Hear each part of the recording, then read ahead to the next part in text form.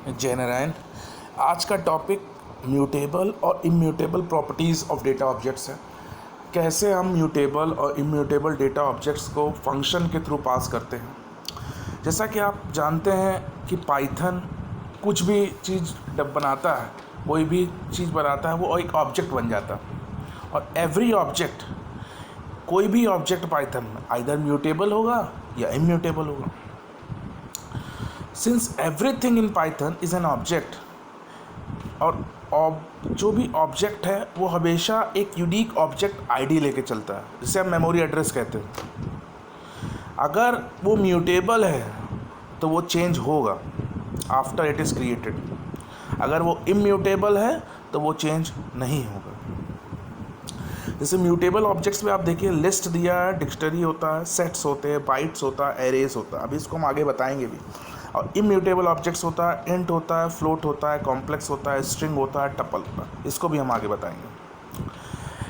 देखो, कोई भी चीज़ हम वैल्यू पास करते हैं, अभी तक हमने फंक्शन में वैल्यू पास की, तो पहले क्या होता था प्रोग्रामिंग में, सी होता था, C++ होता था, जावा होता था। इन सब प्रोग्रामिंग लैंग्वेज में कॉल बाय वैल्यू और कॉल बाय रेफरेंस का कॉन्सेप्ट यूज़ होता था।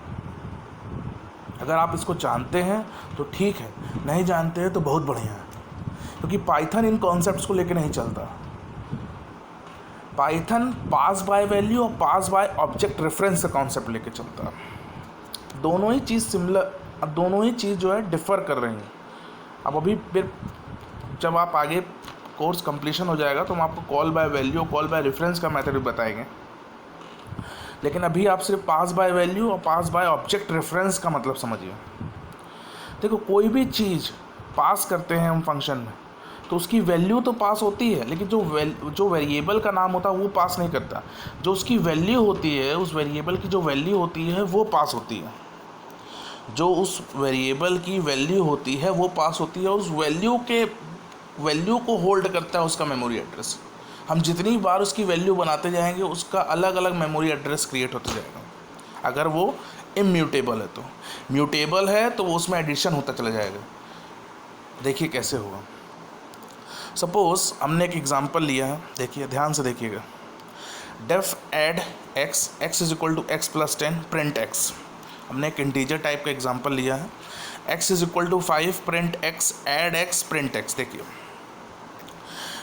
पहले आउटपुट को जाने दीजिए, पहले इसको समझ लीजिए। देखिए, एक्स इज इक्वल टू 5 है, मतलब 5 एक इंटीजर टाइप की वैल्यू ली है हमने, जिसके वेरिएबल का नाम एक्स है।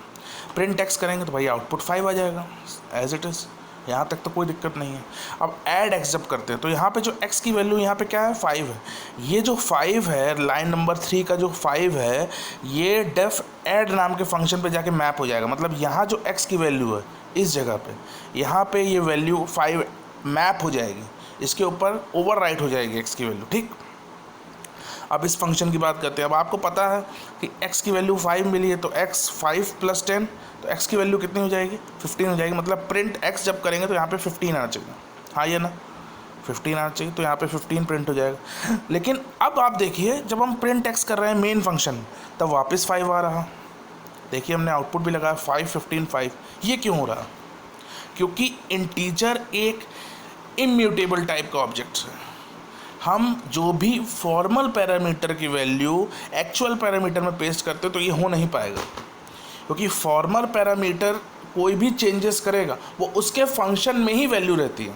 उसकी वैल्यू आप वहाँ पे पेस्ट होके प्रिंट हो जाएगा। लेकिन अगर हम एक्चुअल पैरामीटर की वैल्यू फिर से प्रिंट करना चाहेंगे तो वो वही वैल्यू प्रिंट करेगा जो हमने मेन फंक्शन में प्रोवाइड की, ना कि वो वैल्यू जो हमने इंक्रीमेंट होके फंक्शन से होके आ रही है।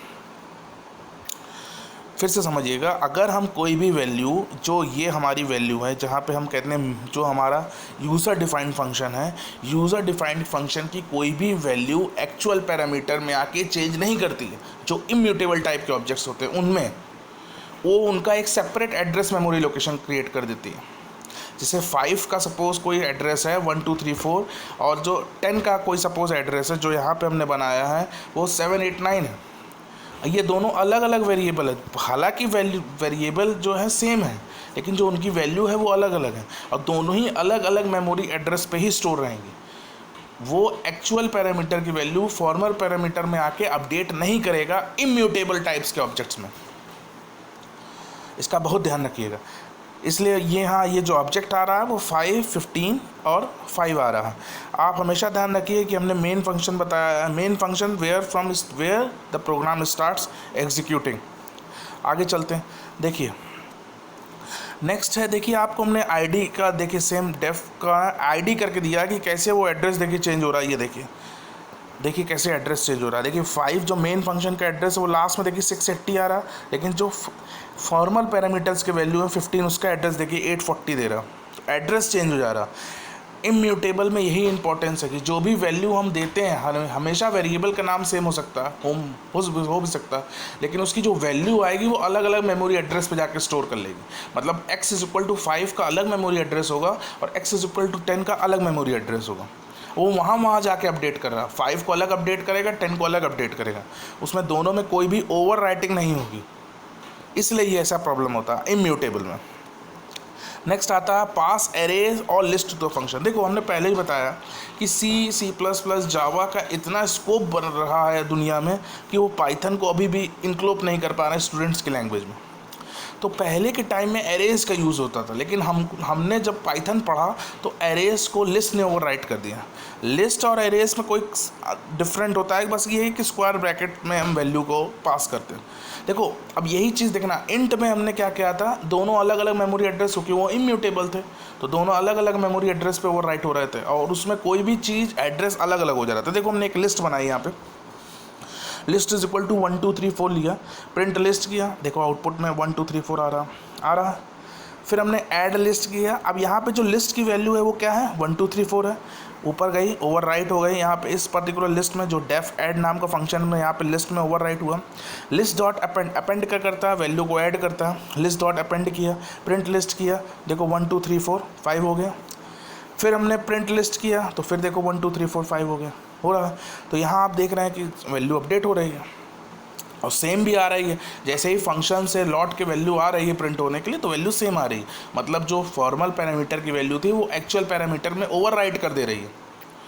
ये इस केस में है जब म्यूटेबल है, बहुत ध्यान रखिएगा। इम्यूटेबल में ये चीज़ें नहीं होती हैं, लेकिन म्यूटेबल है तो वो लिस्ट क्या होती है, जो भी फॉर्मल पैरामीटर की वैल्यू होती है वो एक्चुअल पैरामीटर में आके वैल्यू ओवरराइट कर देती है। अब देखो उसी चीज़ को हम आईडी से करते हैं। अभी हमने आपको एड्रेस दिखाया, मेमोरी एड्रेस से करते हैं। देखिए मेमोरी एड्रेस से करते हैं, देखिए सबकी वैल्यू सेम है। ये देखिए, चाहे वो फॉर्मल पैरामीटर की वैल्यू हो चाहे वो एक्चुअल पैरामीटर की वैल्यू, दोनों का ही मेमोरी एड्रेस सेम है, क्योंकि लिस्ट क्या होते हैं, म्यूटेबल होते हैं।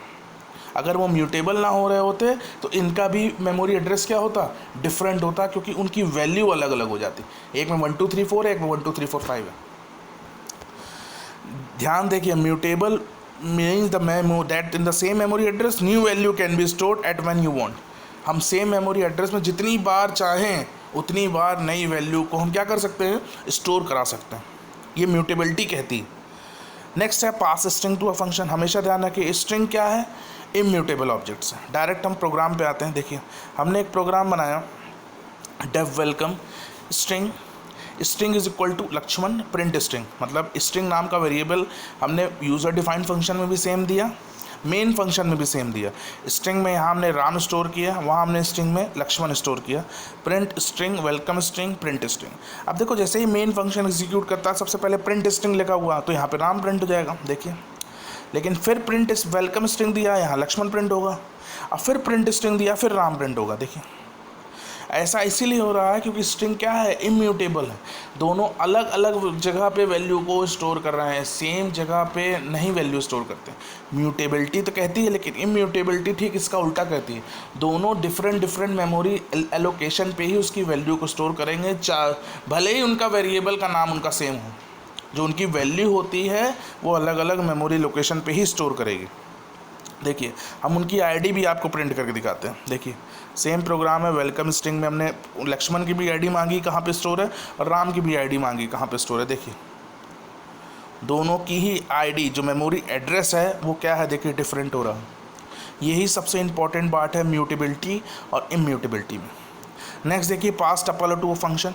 अब यहाँ पे हमने एक डिफरेंट प्रोग्राम ले लिया, कैसे हम टपल को फंक्शन में पास करते हैं, जो जैसे अभी हमने स्ट्रिंग को देखा वैसे ही हम टपल को भी पास करके देख सकते हैं।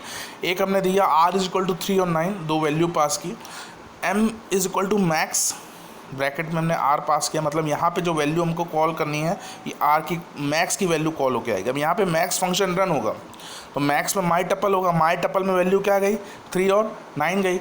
अब यहाँ पे माई टपल को असाइन किया गया फर्स्ट और सेकंड में, देखो माई टपल में वैल्यू क्या गई 3 और 9, तो फर्स्ट की वैल्यू 3 हो गई, सेकंड की वैल्यू 9 हो गई।